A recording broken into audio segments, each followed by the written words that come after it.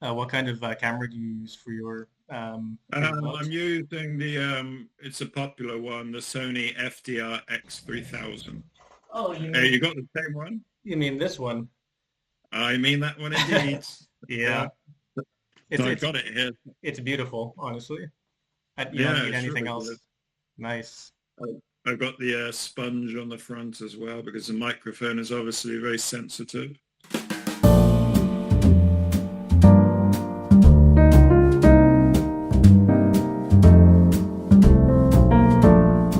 Hello, everyone. It's Nicholas. Today we have a very special guest. We are talking to Mr. Tall Travels. Some of you may have seen some of his videos traveling around some countries in Eastern Europe, such as Serbia, Ukraine, Pridnestrovia, Russia, and many other interesting places.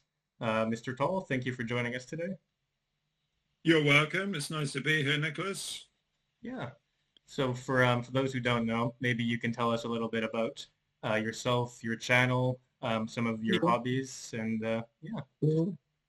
So yeah, I'm British and I'm also Serb, so Serbian on my mother's side. And yeah, so since I've been spending most of my time living in Eastern Europe since about 2007. So quite a long time now, getting close to 20 years. So initially I was living in Serbia.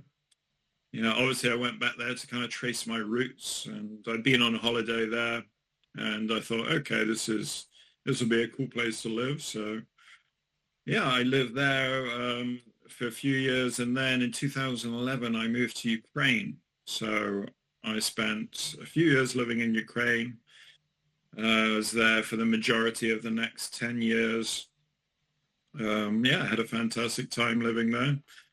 And yeah, then prior to things kicking off in February 2022, that's when I started spending more time in Russia.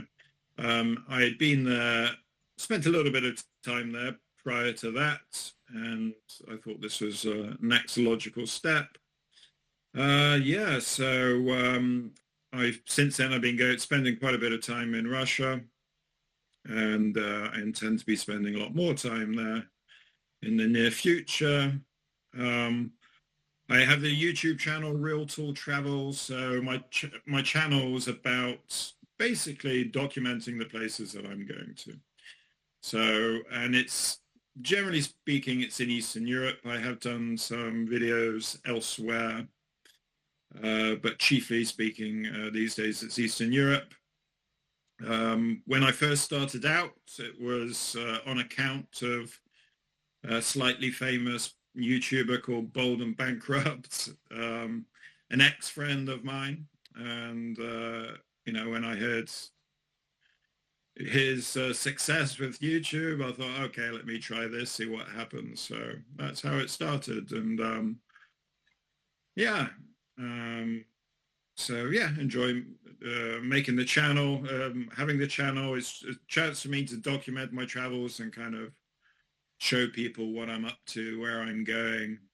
And yeah, so with regard to hobbies, obviously travel is one of my big hobbies, I suppose. And I also like music, like rock music, especially.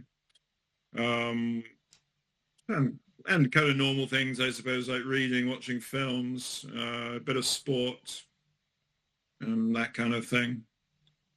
Um, yeah. It's really Any cool that you bring up Mr. Bald because that's kind of how I got to find your amazing channel as well.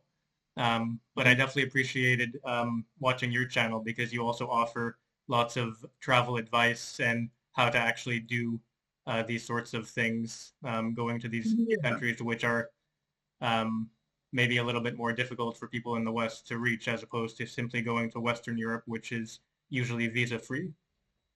yeah, exactly. So, I found myself in many positions on my travels where, it can be tricky. It's not the well-beaten path, let's say.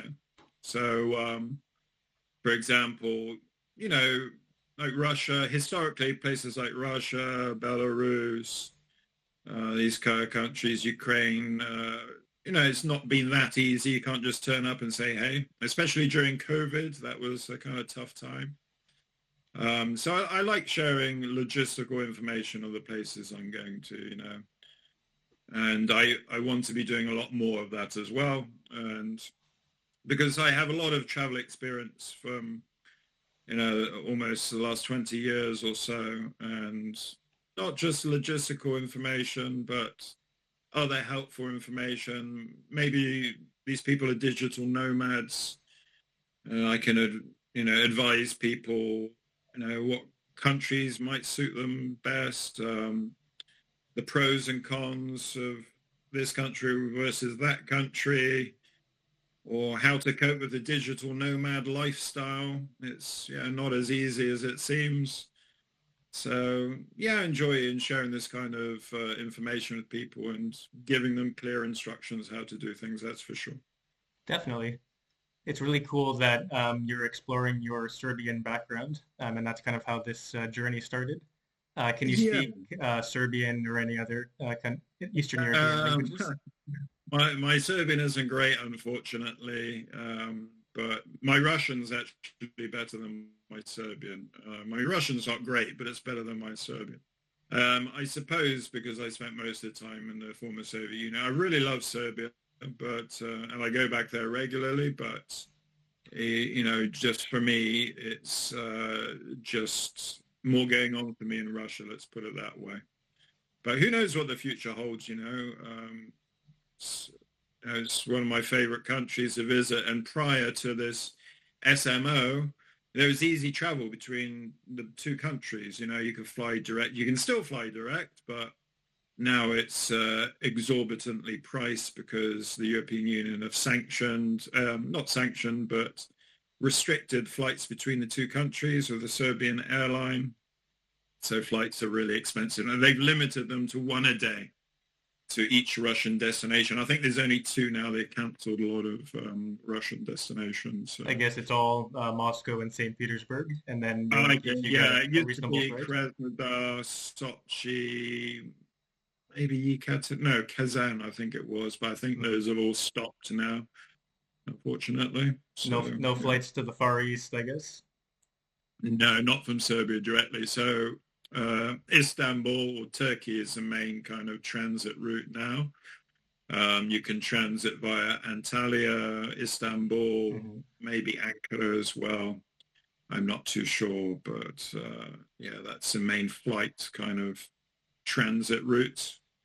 So despite the flight situation, there is quite this closeness between Serbian culture and Russian culture, and it's been that way Yeah, historically it's too. I mean, it's been that way for hundreds of years, so they've always had a good kind of bond between the two countries. Russia consider themselves like little brother of Russia. Serbia consider themselves little brother of Russia. Mhm. Maybe it means a little bit more to Serbia than it does to Russia, because sometimes you go to Russia and you talk about Serbia, and a lot of people not even sure where it is exactly. But the two of us, we have good relations and shared historical, shared culture. Yeah, like Orthodoxy and even the language, I think, has similar grammatical structures and phonetics. Exactly, yeah. So the language is fairly similar. Culture's quite similar too. So, I yeah. remember I was in a Russian language course a couple of years ago, and there was a native Serbian speaker in the course, and he could pick it up just much more easier than myself. Yeah, that's a shame I didn't learn Serbian, because then I could have just waltzed into Ukraine, Russia, and picked it up quickly. But yeah, such is life. But yeah, And you find that there's a lot of words, not even just in Serbia and Russia, but throughout Eastern European languages that are very shared, um, yeah, which yeah. So I guess it's the same thing with like the Angloverse and other Western European countries where there's a shared vocabulary. yeah, absolutely. Like some words, Serbian words are similar to Polish, and Polish similar to Ukrainian, Russian similar to Serbian. Yeah, there's a fair amount of words that can apply to both Serbian and Russian language. So Yeah. yeah. So speaking more about your interest in Serbia and in these other Eastern European countries, aside from connecting with your roots, what would you say is most appealing about countries like Russia, Belarus, and Serbia? I think it's the conservative values for me personally. You know, I like Eastern European countries because they're largely very safe. Like, in Serbia, at least when we talk about petty crime, it's, violent crime especially is very little in that way. So if you're a tourist in Serbia, you've got no kind of worries really. Um, so yeah, so safety, the history of these countries, the culture, nature, people are friendly people. You know, there's differences between countries in Eastern Europe, some nuances. Like in Serbia, it's more of a southern country. People are very kind of like warm and friendly. But, you know, Russians are friendly too, but just in a different way. You know, as you will know now, that it takes them a little while to warm up with you. They don't automatically trust strangers, which is quite understandable considering the history. But, you know, they can be just as good a friend as anybody. But, you know, some slight differences. I like Eastern European cuisine, like most, especially in Serbia. I love Serbian food. It's very meat-based, so I love... Especially, Eat a lot of meat, barbecues. There's a lot of like street barbecues all over the place. So if you're a carnivore, it's like heaven. Um, yeah. So just the social vibe. You know, it's when I come back to the UK, it's so different because when it gets in the evenings to about, I don't know, 6 p.m. or something like that, and the streets start to empty out. Everybody goes home. I don't know what they're doing at home, maybe watching TV or doing whatever they're doing at home. But in the places I spend time, at least in Eastern Europe, it's like buzzing until the early hours, you know, even on a Tuesday where like Serbia is a prime example of that because they have this live for the day attitude. They like to socialize and enjoy themselves. You know, you can go out on a Tuesday night in Belgrade and you can find some kind of action. Streets are full of people, 10, 11 o'clock. And it's not the same in England. So, and it's also the same in Russia, in St. Petersburg. You know, it's busy until the last buses and trains start going home. I guess there's that kind of calm, kind of European lifestyle in St. Petersburg, which is a little bit different from other parts of Russia. That's what I've kind of heard. Yeah, I mean, I haven't spent an awful amount of time in Moscow, but obviously Moscow is a big work city.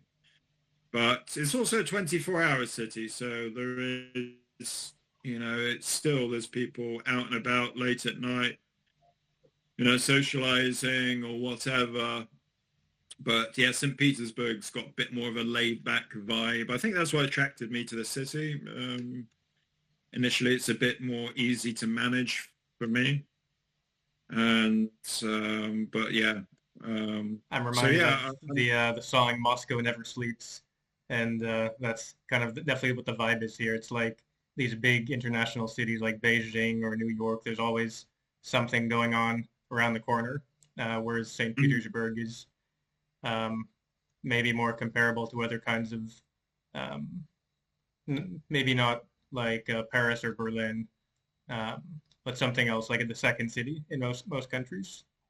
yeah, that's why when I was living in Ukraine, I was living in Lvov, and Mhm. I draw a lot of comparisons between Lvov and St. Petersburg because they're both like the cultural capitals of their respective countries.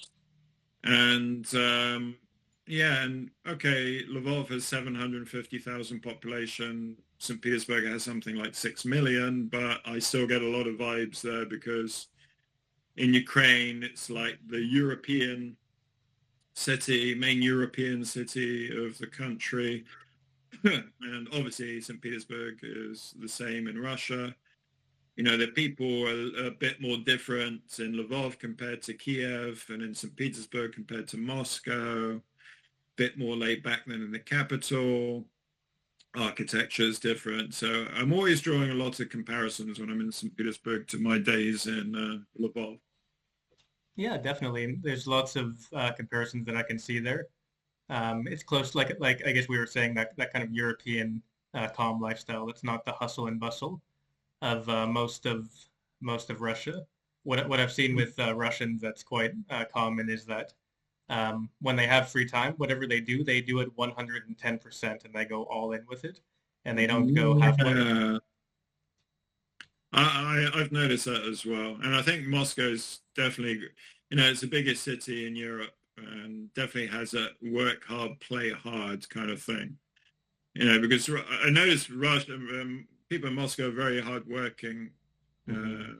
and you have to blow off steam at the end of the day. So yeah, they're not going to do things in half measures. It's kind of like when I was living in London, I suppose many years ago. I was a bit like that as well. As soon as the weekend comes, you go crazy. Then you're so stressed at the weekend from your week of work. You just want to blow off steam as much as Yeah. possible. So that's a good thing about, big cities, capital cities like that. They, can be a lot of fun. Speaking about a place that's maybe not as populated, I know that you visited the country of Pridnestrovia, also known as Transnistria, which, of course, as I understand, they don't enjoy being called Transnistria. Yeah, it's technically illegal now to call Hmm. it Transnistria. It has negative connotations for them. Yeah, I believe it's called Pridnestrovia. Um, so yeah, it's a bit of a tongue twister for some people, so that you can just call it PMR, and that's all right. Um, so yeah, I spent a bit of time there recently. I spent a couple of months there, and over the years, I've been there on a number of different occasions. Usually as a transit city for me when I was trying to get to Odessa. I used to live in Odessa for a while. So it was always nice to pass through Pridnestrovia and spend some time in Tiraspol because it's a very different place, For those of you who don't know much about Pridnestrovia, it's still the Soviet Union there. So when the Soviet Union collapsed, they decided they didn't want to be part of Moldova. So they kept themselves as, now they're a breakaway state or unrecognized republic, however you want to kind of call them. So they have their own currency, which is Oh, the Pridnestrovia ruble. So you're not actually supposed to take this out of the country, but uh-oh. don't tell anybody. Don't get Tool Travels in trouble. No. Um, yeah, so they've got their own currency, they've got their own army. The KGB is still operating there. They haven't renamed it to anything. It's still the KGB. And it's a nice little place. I like it. It's very interesting. There's lots of old, if you're a Soviet enthusiast, there's lots of Soviet stuff to see there. They A still lot of have people go, the Soviet flag too, from what I've seen. They have the hammer and sickle there. yeah, they got the hammer and sickle all over the place. They got busts of Lenin. So it does feel very authentic there. And you get quite a few tourists going there. Mostly they go there for a few days. They do a tour of all the Soviet stuff in Pridnestrovia. Yeah, there's some guys doing tours there. So they stay a few days. And that's normally enough for them, but people like me want to stay for longer. So yeah, it's a relaxing little town, and for a long time they've been surviving on free Russian gas, um, but that's come to an end recently. But I don't know what the latest situation is with the gas there. I was trying to keep track of what's going on. They talk about all the different possibilities to keep Hmm. supplying Pridnestrovia with gas. And I think Russia are supplying them now somehow through a third country. It could be Hungary or Romania. I'm not too sure. I'm not sure if that's a temporary or permanent measure, but it's very important for them to have affordable gas because their industry runs on this. Yeah, it's you know, quite an industrialized strip of land, from what I understand. yeah. And they got a power station that was processing this gas and turning it into electricity to send to Moldova. So the fact that that supply now stopped is an issue for Moldova as well. So this winter, I think maybe they were having blackouts and shortages as well. But yeah, it was quite a bad humanitarian situation for Pridnestrovia recently. They literally had no Hmm. gas for a while. Um, they had some electric, and that was it. So a lot of businesses shut down, and it was a pretty nasty situation there. I wasn't there at the time to know how bad it was, but You got it out seems before that whole situation kind of yeah, worsened. just before. So yeah, so I don't know what the future of Pridnestrovia is going to be. Will it join Russia? Will it keep its independence? Will it become part of Moldova? Will Moldova become part of Romania? It's very difficult, I think, for anybody to predict what's going to happen. But Geopolitically speaking, Pridnestrovia is like super interesting because there's all of these different movements that wanted to be part of these different countries. There was even one group that wanted Pridnestrovia to be part of Ukraine because of its proximity and its close Slavic population. Because from what I understand, majority it's Russians and Ukrainians in Pridnestrovia, not Moldovans. yeah, that's right. There's a lot of Ukrainians, Russians, Moldovans living there. Bulgarians too, I think. Yeah, ethnic Bulgarians is a lot in that area. Even in the Odessa Oblast, there's a huge amount of ethnic Bulgarians living there. And Odessa's not far away from Pridnestrovia, so that whole region, like Bessarabia, Hmm. um, yeah, it's a very diverse mix. And I was kind of surprised when I was in Pridnestrovia that there's still economic relations between Ukraine and Pridnestrovia because there's a lot of Ukrainian products in the supermarkets there. So trade is still going on between them and Ukraine. But as far as the movement of people, the border with Pridnestrovia and Ukraine is closed now. So you have to go to the Moldovan-Ukrainian border. Um, so yeah, I don't know how that's going to pan out, but it's definitely an interesting place to visit if people happen to be in that part of the And world. having been there for an extended period of time, can you tell us, is it truly a Soviet Disneyland, as all these YouTubers like to say, or is there some authenticity there that is missed by these vloggers? Um, well, I think, yeah, it's kind of like a Soviet Narnia, I suppose. That's how people like Bald and Bankrupt portray it. A lot of the time people just spend their time in Tiraspol and maybe go on to Odessa or something like that. But there's other places to go in the country that is nice places to go. I can't quite remember the names. I get confused between the names of the other cities and Moldovan cities.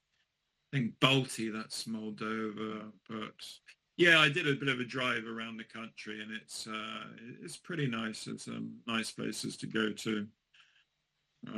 So yeah, all good.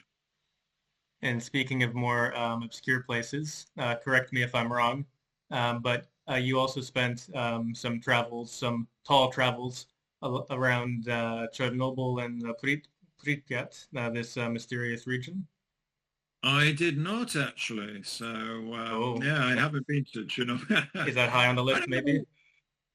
Yeah, I know Baldy, he was there. But no, I don't know why I never went there, to be honest. Um, I'm not sure if it's that interesting for me. I do that. I do like that kind of Soviet decay. Yeah. I would like to see this kind of, There's so much history and like thinking about what was there before. That's something yeah, special but about that. yeah, then again, I don't know why I didn't go there. Maybe it just didn't appeal to me. Maybe I didn't want to pay for some overpriced tour to kind of Yeah. take me around to some allowed places and not let me to kind of roam free. Because yeah, if you want to see abandoned Soviet stuff, you can see that all over Ukraine and Russia. You can fill your boots, and you can look at some school that's in ruins and think what it was before, or some Soviet playground or whatever. So I don't know. I suppose it just didn't appeal to me. There's a few different tours I remember reading about them. They put you in like these Chernobyl lodges, and then they drive you out to all the, like you said, the allowed places. But you don't get the opportunity to do what's called, I guess, stalking. It's called. You can roam around freely and kind of see all the places that are possibly still radioactive. I'm not sure. Um, I remember Yeah. also reading there's this special beer that's brewed from different plants that's cultivated in the irradiated zone, and it's supposed to raise money for the region. Okay. Yeah, I'm not sure if I'll buy Yeah. some, but it's interesting. Not sure how safe it would be to drink. Maybe they promote it, as some cure for baldness or something like that. Some Chernobyl, Maybe yes. Chernobyl soft drink. I guess there's a Um, certain bald person who could probably benefit from such a drink. yeah, well, it didn't work for him, did it? I guess so.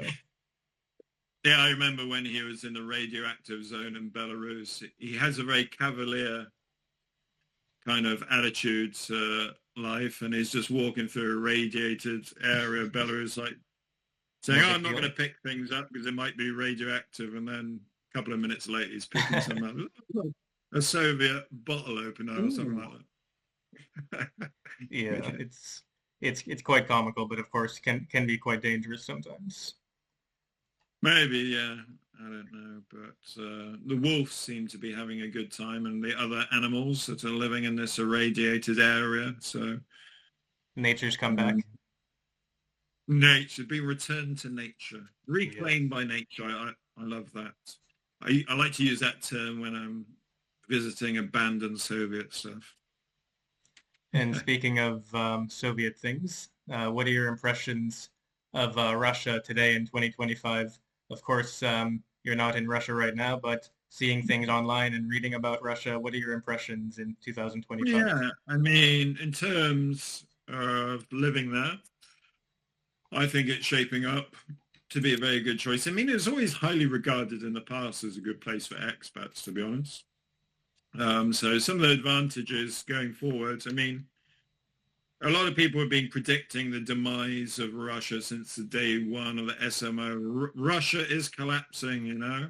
Yeah. But, the West thought they could destroy the economy, send them back to the 1990s, bread queues and all that kind of Hmm. stuff. But, it's proved to be wrong, and they've realized they failed in that regard. Russia's, put up some pretty good economic growth figures for the last couple of years. I think it was about 4.5% or something like that, which if you compare that to European countries at the moment favors very well.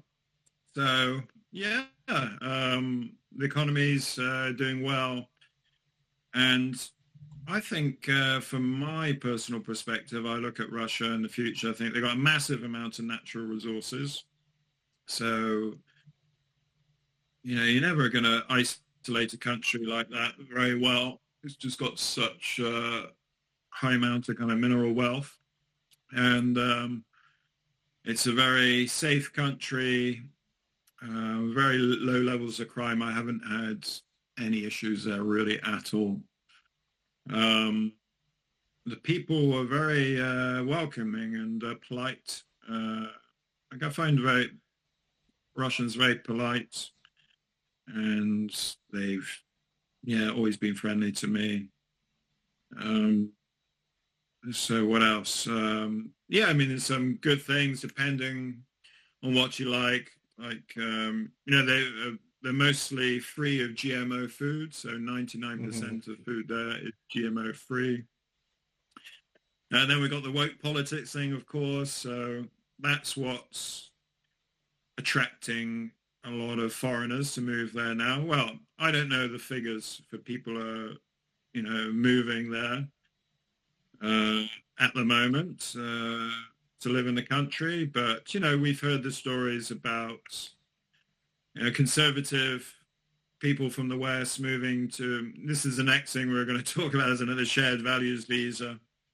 So we've heard about like American villages. There's an American village, I think, near Moscow somewhere. Yes. Where families are moving their whole, Westerners are moving their whole families from America. What shall we call it? New York? With two news behind it? There's something else ending in grad, like okay. New York grad or America grad or Anglo grad, maybe. Yeah. Anglo grad, that would be a good one, yeah. It's got quite a good ring to that, Anglo grad. I like that. And I think Russia is also quite attractable to farmers as well. The agriculture situation in Russia seems to be a bit more liberating than situations in my country, Canada, for example, in America, and also in Western Europe, from what I've read. Yeah, we can see what's happening. The farmers are under real pressure in the Western world. A lot of people see it as a land grab. They're trying to push them out, saying their cows' farts are destroying, they're polluting the atmosphere. It's contributing to global warming. Yeah, some other ridiculous story. So, yeah, they don't have any such issues in Russia that I'm aware of. And you can even get free land in Russia if you go to some very rural areas and you're prepared to work the land there. They'll give it to you for free. Yeah. So, and even some state benefits, also depending on the region. Yeah, exactly. So you get like free healthcare. So that's a big bonus. So yeah, we've seen various YouTube channels of American families that have moved to Russia, farming families. And so yeah, no doubt you've seen those. So yeah, maybe it's a good time to talk about the shared values visa. Should we talk about that? Yeah, we can jump onto that.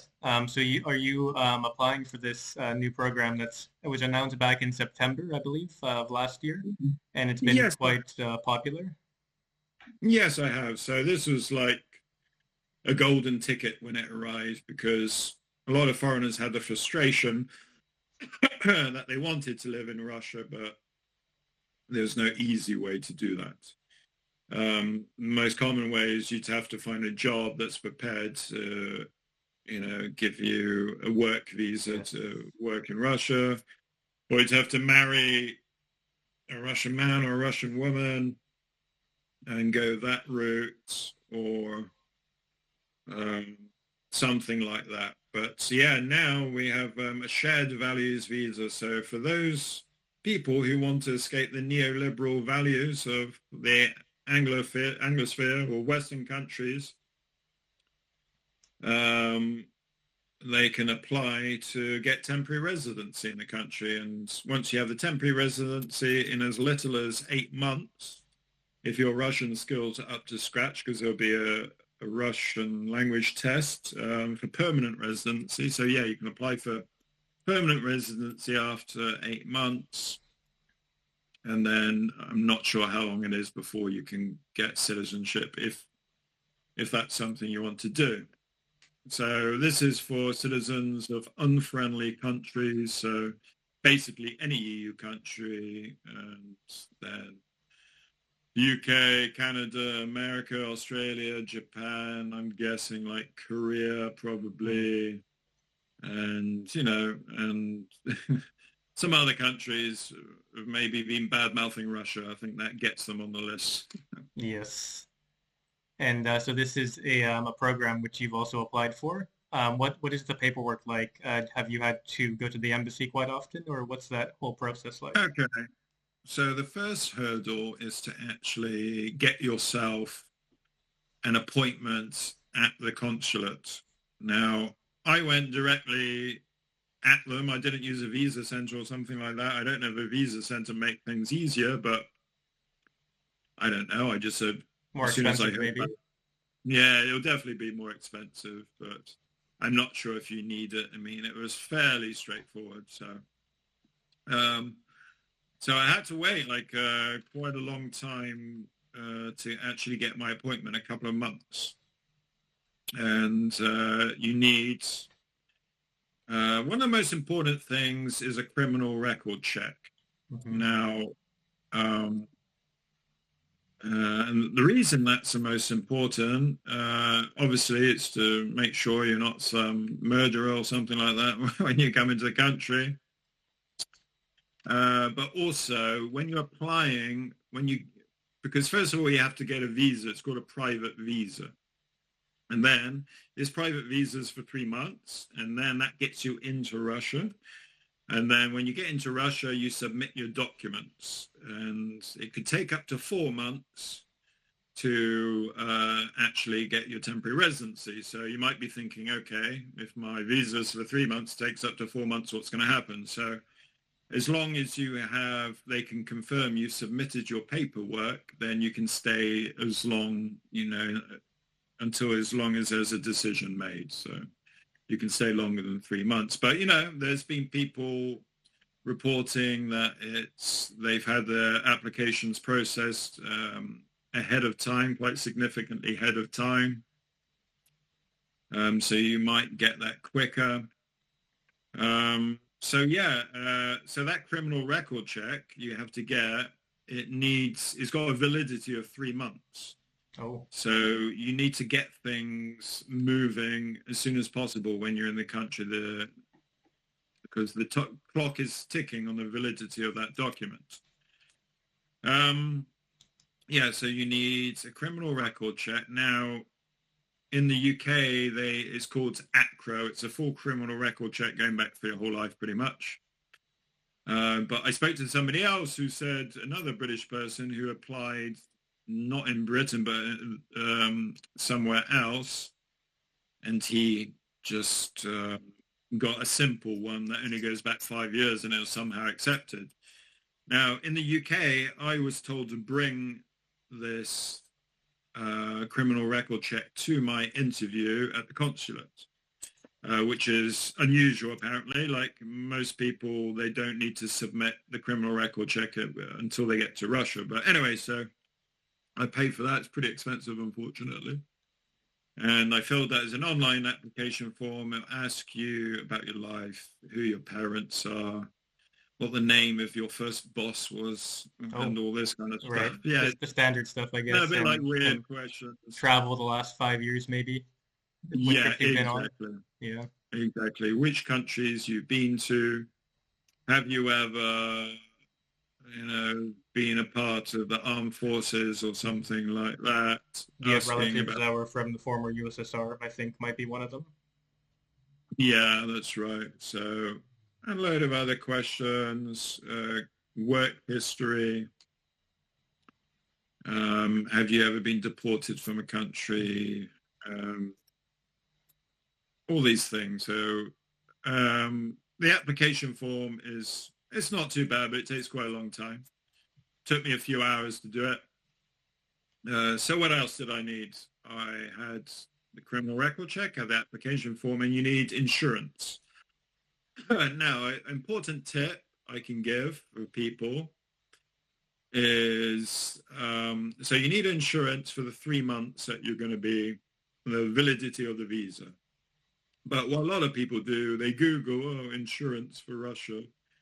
And for me, at least, it's like, it can be like 200 euros for 3 months, which is a lot of money. But you can apply with Russian companies for insurance. You don't have to get it because that's all they're doing. These Western service providers, like a lot of visa providers in the UK, they're just using Russian companies. You'll get a Russian document and stuff, so you can just go directly to the source. So instead of paying 200 euros, I paid about 6,000 rubles, maybe something like that, which is significantly less. So. Like 50 bucks almost or something, maybe less. Something like, Yeah. yeah, something like that. So yeah, it's a bit of a chump move if you do that. Pay the full whack. I even did it on my Serbian passport in the past. Mm. I had a business visa, and yeah, I paid something stupid like 200 euros. So yeah, I'm glad I didn't do that again. Since you've had lots of experience being to Ukraine, Serbia, and Russia, once people do come to these countries, Russia, for example, what's some advice you can give to newcomers who want to make this grand journey? Yeah, I mean, the advice is always, first of all, to try out these countries before you commit to them. So go on holiday to Serbia, Russia, Belarus, wherever it may be, because you'll find that you have countries, let's take like Serbia, for example. It's kind of like between East and West attitude and life there. So they're kind of very European in some ways, but also more Eastern thinking in other ways. So you get a bit of a balance there. So that's a good place to kind of break yourself into Eastern Europe, I would say. Because, if you, as Culture a shock, foreigner, I guess. yeah, there's a culture shock. Because as a foreigner, if you just decided, right, I'm from America, UK, or whatever, I'm going to go straight to Russia. You don't speak a word of the lingo. Could be a big culture shock for you. Because Russia, like, English speakers are pretty low. And, it's good to know a bit of basic Russian before you go there. So even if it's a bit of Duolingo, Yeah. just to help you get around in the shops and stuff like that. So, yeah, I'd always say to trying it out first before you commit yourself is the most Yeah, important have a thing. taste of it before you order the full course, because you might find yourself satiated with just a month, and then you're like, okay, maybe that was enough. I don't need to go there forever. Yeah, exactly. You might say to yourself, okay, I had a good time here, but not somewhere I want to live. Fair enough. We've all got our different what we want in life, different desires. So one size doesn't fit all. I So guess yeah, some people say the grass is greener on that side, but then once you go there, maybe it's not as green as they originally thought. But yeah. sometimes it is. Sometimes it can be greener. Sometimes it can be browner. So yeah, it's because our media in our countries sometimes portray Hmm. places as terrible. They want to make you think that your country you're living in is the best place to be, and Yes. everywhere else is bad. And if you travel to some other country, something bad's going to happen to you. Or you're a bad Uh, person if you go to this or that country. well, exactly. It's Cancelled. yeah, exactly. You'll maybe lose your job, and you'll be uh, made a non-citizen or something in extreme cases, which has happened to some people. Yes, a non-entity, so to speak. Yeah, persona non grata in your own country. It reminds me of this one Black Mirror episode. There's this Mhm. episode, White Christmas, and at the end, John Hamm's character is canceled, and he appears like red to everybody else through their special vision. So he's completely removed, and nobody can see or talk to him. Mhm. Kind of a metaphor, I suppose. Um, Yeah, I've heard Black Mirror mentioned by somebody else. I might watch that actually. oh, it's a fantastic series, and it's, I believe, British made. So everyone is a British or English actor, and there's lots of English humor also. So Yeah, I okay, that's good. 100% recommend it. There's 6 seasons, so dip your toe in the water with the first one and then I see. can imagine some people will go to watch it and think to themselves afterwards, well, I'm glad the world isn't like that in reality. Yeah, but in But reality, a lot of it's happening, especially with AI. uh, So that's a whole other yeah, discussion. we can see Europe, the world becoming more authoritarian, and we've been told to think that places like Russia are these authoritarian hellholes, but Yeah. the lines are blurring. Yeah, no doubt. It's not as simple as the West versus the rest, or the democracies versus the authoritarians. It's a little Yeah, bit more gray. yeah, exactly. So, yeah. Yeah. So the message is keep your hearts open to other cultures because not everything they say on CNN and BBC is gospel. Yeah, exactly. So, just don't go too crazy, but a lot of as an adult, do your research about a country that you're going to try and make an informed decision by looking at Hmm. both sides of the story. Find out your own information, look for some unbiased sources, and yeah, then the world is open to you, and you might find that there's these countries that are kind of like no-go zones according to your own country, and Yeah. are very enriching places to visit. Yeah, I think it would be a shame um, to completely say no to like almost half the world, or like these big countries with huge populations and rich history. So definitely keep your eyes and your heart open, I say. Yeah, exactly. I agree. So it looks like we're coming to an hour here. There's just one more bonus question I wanted to ask. Um, Okay. Listening to your voice, I always think you're perfect for the audiobooks and narration. Have you ever thought about having a career in some narration, or maybe you've done some audiobook work in the past? I thought about it, and to be honest, that's a avenue I'll be pursuing once I get to Russia. So I'll be looking at that because I've had some offers of that kind of work before, but I haven't been legal in the country for working uh, as of now.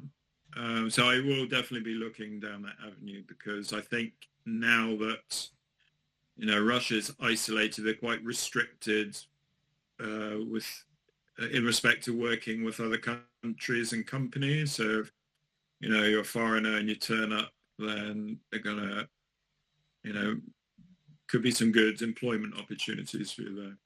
Yeah, definitely. There's so much opportunities here for foreigners in terms of language. Like if you want to be a tour guide, there's so many opportunities for that, or audio work, like I mentioned, or acting work also. People who want someone with Yeah, great English language.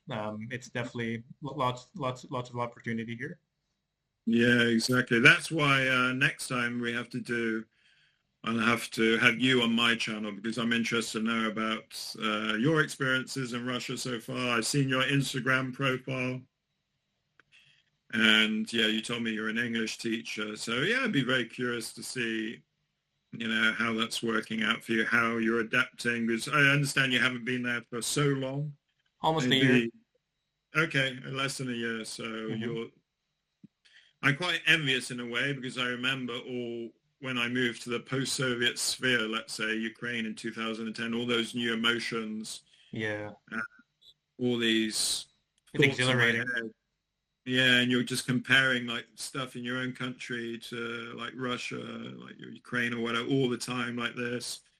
And it's a really special time, I think, when you first move there. So I'm sure you're having a good time there. Uh, So yeah, it would be really interesting to hear all your experiences and ask similar questions to you that you've asked to me. So, Yeah, definitely. I would love to come on to the Tall Travel Show. Just tell me when. I'm happy to talk to you guys, to your audience. so yeah, I'm kind of in, I'm in some downtime at the moment because Mhm.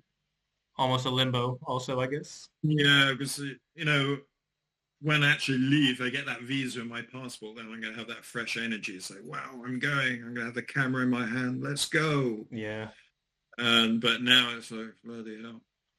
So, yeah, but I definitely want to start knocking out some videos soon. So I'd be glad to have you on the Tour Travel Show. perfect. That would be awesome. And hopefully you can make it here to Russia in the near future for the 80th anniversary of the Great Victory, which is this year. Yeah, I'd like to be there. And when I come to Moscow, like I said, I haven't spent enough time in Moscow, so we're going to have to meet up and have a drink and, maybe do a couple of videos together. Yeah, definitely Yeah. down. And hopefully Igor can make it as well. We can share that cost. Igor. Yeah, Igor, yeah, I always look forward to meeting Igor. It's hard to tie him down, though. He'll say, I'll be in St. Petersburg. He said, Then he's I'll somewhere. message him and say, are you here? He said, yeah, but for the next hour and 30 minutes, I'm going back to Finland. He's going back and forth so often. He's on the move. I did the He's same on thing the with him move. with Moscow. It's hard to pin him down, yeah, but definitely want to get on the action with Igor as well. Maybe we'll do a video together if we can be in the same place at the same time. Yeah, definitely. That'd be cool. So I'll definitely keep the tea hot here in Moscow. Waiting for you. Sounds good. Perfect. All right. Lovely job. Yeah, all right. So it's been a pleasure speaking to you, Nicholas. Yeah, and thank you so much, Mr. Toll. And I hope your documents come in post haste, and that there's you come here in a very quick manner. Yeah, exactly. Yeah, I hope so too. All right. Well, until next time, thank you. Thank you so much, Toll. All the best, Nicholas. Bye now. Bye. Ciao, ciao. Пока.